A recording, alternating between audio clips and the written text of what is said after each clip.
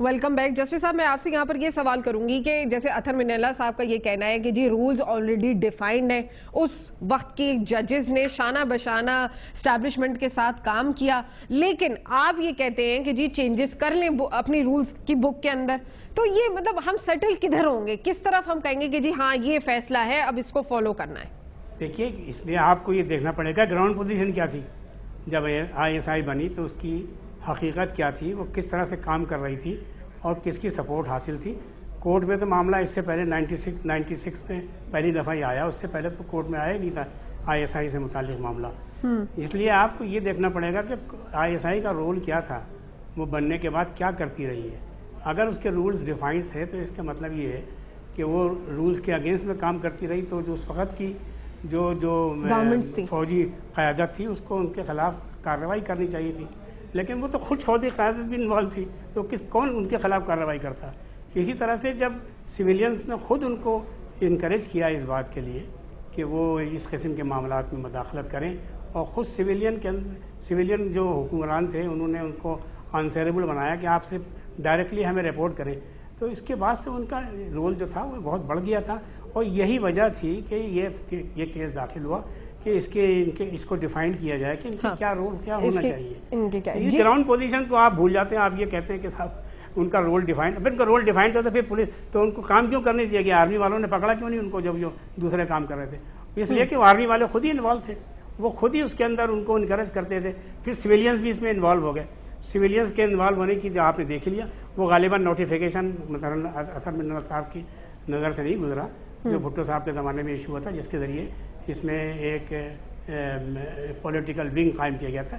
اس سے پہلے اس میں کوئی پولیٹیکل ونگ نہیں ہوتا تھا, وہ قائم کیا گیا تھا, اور اس کا مقصد یہ تھا کہ پولیٹیکل کے جو آپ کے جو حریف ہیں ان سے نمٹنے کے لیے ایک طریقہ کار نکالا گیا کہ ISI کے ذریعے ان کو ہراساں کیا جاتا تھا, اور ان کے ذریعے چیزیں جو ان سے اپنے مقصد کو حاصل کیا جاتے تھے. تو اسی وجہ سے یہ پٹیشن داخل کی گئی, اور جب یہ پٹیشن داخل ہوئی تو یہ تمام معاملات سامنے آئے, تو کورٹ نے کہا کہ ہم ان کے رول کو ڈیفائن کریں گے.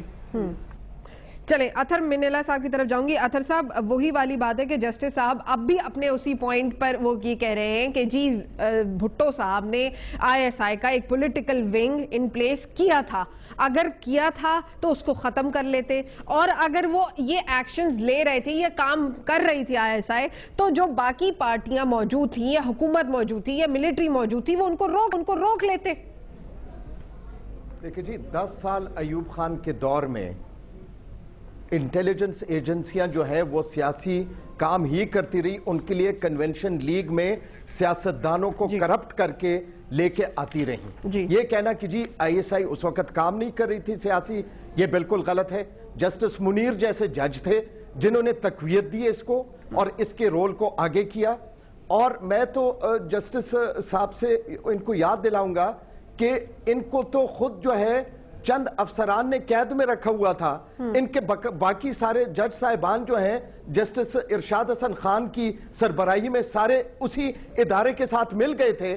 تو یہ کس طرح کہہ سکتے ہیں کہ جی ان کا رول نہیں تھا؟